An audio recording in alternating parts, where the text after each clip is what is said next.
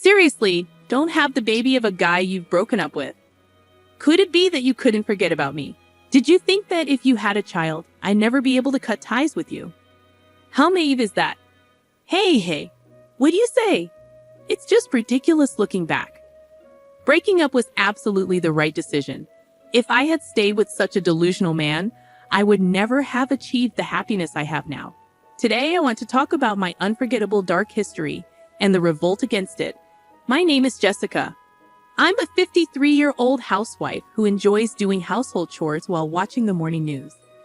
I was 38 at the time, living peacefully with my husband, Mike. However, around that time, a bit of unrest started to creep into our home. Mike would respond to what I said with a "so what?" or an oddly intimidating or indifferent manner. I would try to continue the conversation, but he would cut me off with "I'm busy right now." I felt dismissed, treated with disdain. It wasn't like him at all. He used to love to chat and crack jokes to make me laugh whenever he had the chance. But then this transformation happened. It was such a sudden change that I wondered if I had done something wrong, but I couldn't think of anything specific. One day, I noticed a faint lipstick mark on the back of a shirt Mike had brought to the laundry. He had come home late from work, claiming he had to work overtime. It was hard to imagine that someone at Mike's male-dominated office had leaned against his back with lipstick on. If that were the case, it was too scary to even think about. Could it be a woman? I wondered. Although I naturally came to that conclusion, a lipstick stain alone was hardly conclusive evidence. There could be countless excuses, like accidentally bumping into someone. I decided to wait a bit longer to gather more evidence, carefully checking for any unusual behavior from Mike. Ironically, just paying a little more attention revealed a slew of evidence of infidelity. For instance, Mike would always get up to use the bathroom around 2 a.m. when he was sleeping at night. I had never doubted him before, but it turned out he was using that time to talk to a woman on the phone in the bathroom. There were also instances when I found long strands of hair inside his suit jacket, and sometimes, upon closer inspection, his handkerchief seemed to have traces of what appeared to be lipstick. The most damning piece of evidence was a tinted lip balm I found when I borrowed Mike's car for the first time. After a while, it would be another story if Mike was known to use colored lip balm, but this seemed like the most indisputable evidence I had found. After 10 years of marriage, the frustration of having Mike taken by someone new, along with the loneliness of not wanting to be alone, and the resurgence of my affection for Mike were overwhelming. Is there really no chance of starting over? Isn't there something I can do to make him look my way again? Isn't there a way to rekindle what has cooled off? Just as I was pondering these thoughts, the reality of my pregnancy became clear. Needless to say, I thought pregnancy at this timing was a gift from God. We don't have children, and the monotony in our relationship might have been the cause of Mike's affair. Maybe this pregnancy could be the chance for him to change. Holding on to that hope, I brought up the pregnancy to Mike. But then, what the heck? Give me a break. This is such a hassle, let's just break up. I couldn't believe my ears. Well, looking back, I think my judgment and expectations were too naive.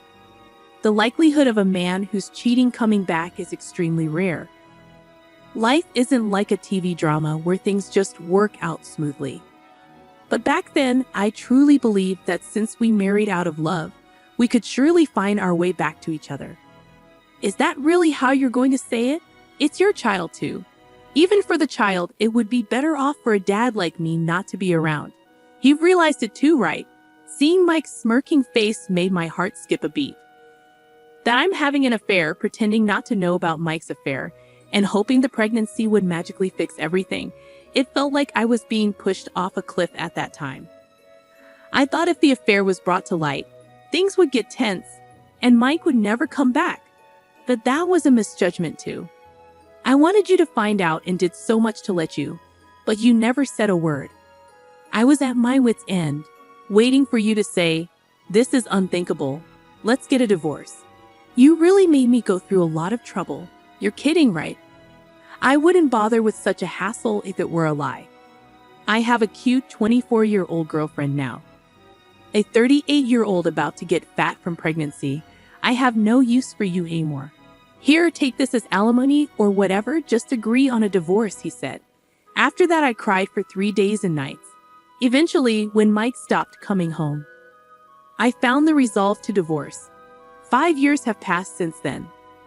I was afraid of growing old and being single, but fortunately, I remarried my childhood friend Steve, also a divorcee, and we live modestly with our child, Chloe. Steve had been cheated on by his wife too, a fellow survivor of a messy divorce. Being comrades who share the same pain made life with him very comfortable. On our anniversary, he would book a fancy restaurant every year, and for my birthday, he would get me something slightly expensive. I felt cherished. I hoped these days would continue forever. As we celebrated another anniversary this year, it was supposed to be a delightful dinner at our usual upscale restaurant. Wow, Jessica, is that you? The person who gasped upon seeing my face was Mike. What? Why are you here? I couldn't hide my disgust. What a tragedy. I had accidentally run into Mike coming out of the restroom. What? I'm here for a business dinner. Unlike you, I'm busy. Mike glanced over my shoulder and approached briskly. Wow, so you had the child, huh? The one you were pregnant with when we split. That's gross. Saying that, Mike grabbed the child's hand, looked closely, and began to say outrageous things. Seriously, don't have the child of a guy you've broken up with. Oh, could it be that you couldn't forget about me, thinking that if you had a child, I'd never be able to cut ties with you? How naive is that? Hey, what do you say? Mike, grinning, seemed to be having a great time, spinning the child around by the hand. The child's face twisted in distress, and he started crying out loud. Daddy, Mommy, help! Some stranger is taking me. There, I'm your daddy, and your mommy's right over there. You're just like her. A stupid child. Just when Mike blurted out those words, suddenly, a man towering over, taller than 6 feet, appeared from behind and forcefully grabbed Mike's arm. Excuse me, but that boy is mine. You know that. Mike's bewildered expression almost made me burst out laughing. Huh, is this guy your new husband, Jessica? I didn't answer Mike's question. I'm not sure what you've been saying, but surely you don't think you can make someone's child cry and get away with it, do you? The tall man said, glaring at Mike. A glimpse of a tattoo peeked out from his arm, and noticing it, Mike instantly turned pale. Wait, Hey, Jessica, tell your husband to stop. Excuse me, that woman is not my wife. What? Confused again, Mike glanced back and forth between me, the man, and the screaming child. What? Then who is this child? Before he knew it, Mike's arms were bound by the man. This man is a lunatic repeating nonsense. Someone call the staff. There's a man here harming a child. The man's outcry stirred the restaurant. What a day this turned out to be on such an important anniversary. With a smirk, I thought to myself, it turned out to be quite a memorable day, although unexpectedly. Waiter, over here. I saw this man forcibly grabbing a child's arm. My words left Mike gaping in shock. Wait, Jessica, what? What's going on? Seriously, I don't understand what's happening. As Mike frantically protested, I said, I am not that man's wife, and that child is neither mine nor yours. But he was right behind you. You were blocking the narrow passage to the restroom entrance, standing there like a post, preventing the boy from entering. He was simply following his father to the restroom, and you obstructed him. What? Really? You might want to make people the butt of your jokes, but you should be careful of jumping to conclusions. Why don't you look around a bit more? Shut up. I don't need to be lectured by you. Indeed, my valuable words probably wouldn't reach a suspicious person like you. I'm not a suspicious person. Well, any man who approaches an unknown child, grabs their arm, and then uses baby talk like, I'm your daddy, is undoubtedly suspicious, no matter how you look at it. But that was. And then you tell the woman in front of you, oh, mommy is right there, isn't she? Are you still under the impression that we're married? As I said this with a smirk, Mike turned red with anger and shouted, Don't mess with me. But the louder Mike's voice, the tighter the grip of the man holding him. Ow, ow! Hey man, back off! I'm innocent. It's undeniable that you made my dear son cry, isn't it? But that was a misunderstanding, I quickly interjected. It's a fact that you misunderstood and assaulted someone else's son on your own accord. Then Mike glared at me and said, "You jerk." Yikes, getting glared at by a suspicious person. How scary. I responded sarcastically, with a hint of mock fear in my voice. This seemed to irritate Mike even more, and he began to struggle wildly against the man restraining him. "Thinking you and I are still a couple, huh? Or could it be you haven't forgotten about me?" I taunted him with the same accusation he had thrown at me earlier. Predictably, Mike got angry, and sensing the danger, the tall man quickly pinned him to the floor. "If you thought you could escape from me, you're sorely mistaken." While the man might have meant it lightly, the tattoo visible on his arm made the threat seem all too real. "Come on, Jessica, tell them it's a misunderstanding," Mike pleaded. "But dragging someone else's child by the hand isn't just a misunderstanding," I retorted. "I thought he was my child," Mike said, his voice breaking like a child's, which made me burst out laughing. "You claim him as your child without even acknowledging or paying child support. What did we ever discuss about acknowledgement or child support after our divorce?" "Well, no, but you knew I had no intention of acknowledging, which is why you never contacted me, right? Idiot. I wouldn't just let it go. If I had a child, I'd make sure you acknowledged and paid up one way or another. Then why that time the pregnancy test was wrong?